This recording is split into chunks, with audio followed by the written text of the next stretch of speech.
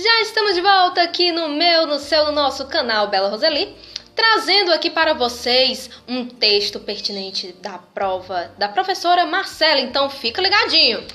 O nome do texto é o quarto Colóquio Internacional Educação e Contemporaneidade, a prática do assistente social e a importância dos instrumentos técnico-operativos.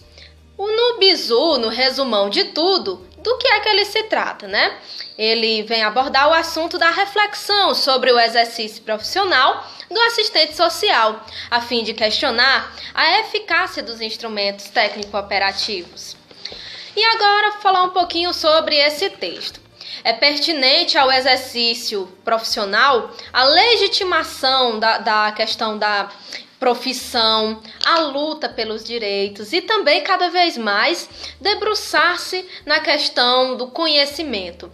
Quanto mais conhecimento o assistente social tiver, melhor será para ele poder encontrar, formas de estar garantindo o direito do cidadão. A legitimação da profissão, o que é que eu posso falar sobre isso? Que ela vem, de longa caminhada, desde o período da Igreja Católica, quando a gente vivia só na prática da filantropia e da caridade, e que quando a filantropia já não dava mais para responder todas as respostas da sociedade, o que foi que aconteceu? Nós fomos atrás da luta pela legitimação da nossa profissão. E a prova é tanto que no ano de 1993 nós temos aí o nosso belíssimo Código de Ética, registrando aí mais uma vez o poder da nossa profissão aí no campo do trabalho, da garantia do direito. A flexibilização. A flexibilização, como nós já percebemos, é que com a terceirização, cada vez mais o trabalhador, não só o assistente social, como a gente está vendo na nossa profissão, como também vários outros profissionais, estão tendo que fazer o serviço do canivete suíço, ter 1001 utilidades e mais um pouquinho. Isso está acontecendo e se refletindo também no serviço social, onde o assistente social ele tem que preencher tudo para um médico assinar, chegar para a família e declarar óbito, falar do óbito de um paciente, quando não é uma coisa que seja privativa da profissão do assistente social, porque isso é uma coisa que não é de obrigatoriedade do assistente social fazer, mas que muitos fazem isso com medo de perder seus empregos. Isso é flexibilização, gente, acontecendo,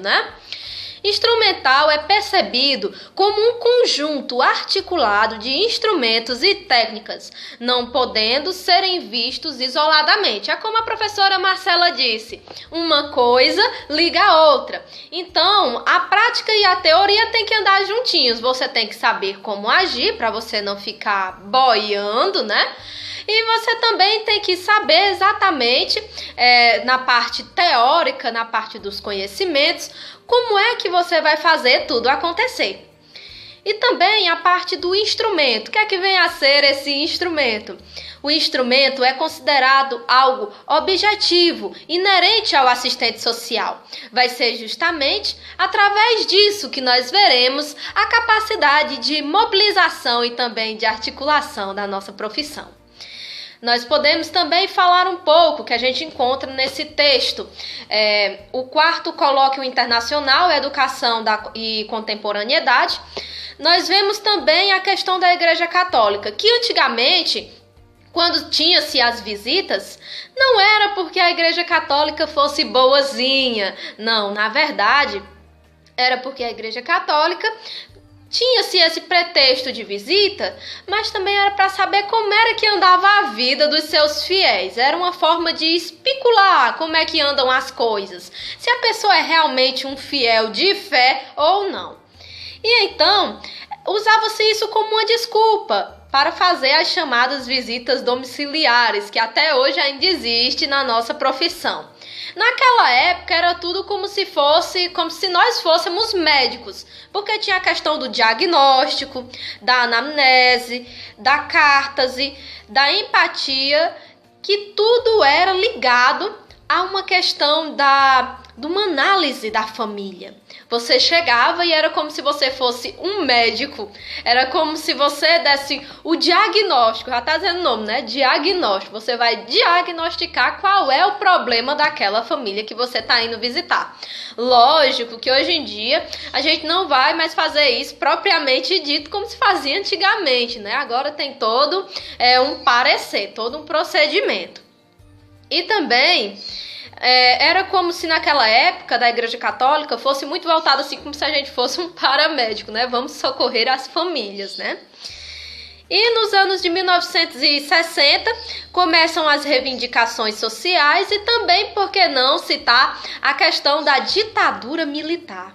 E é no ano de 1970 para 1980 que a gente vê o serviço social arrancando as mordaças e conseguindo cada vez mais o seu lugar ao sol, por assim dizer.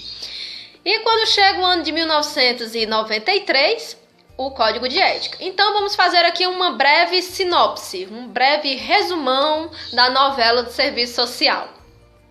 Período de Igreja Católica, 1930 até 1940, era muito a questão da filantropia, da questão de você estar indo nas casas, fazer diagnóstico, fazer uma análise daquela família.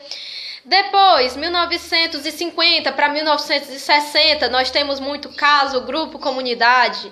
1960 para 1970, nós temos uma transição do período da ditadura para o período em que o serviço social volta aí com toda a sua força devido aos vários movimentos que aconteceram, que nós temos Araxá, Teresópolis, Alto da Boa Vista, Método BH, que todos esses vieram em sequência para trazer essa revolução, esse suspiro de liberdade e também de modificação, de contestação, a metodologia que se tinha naquela época, né?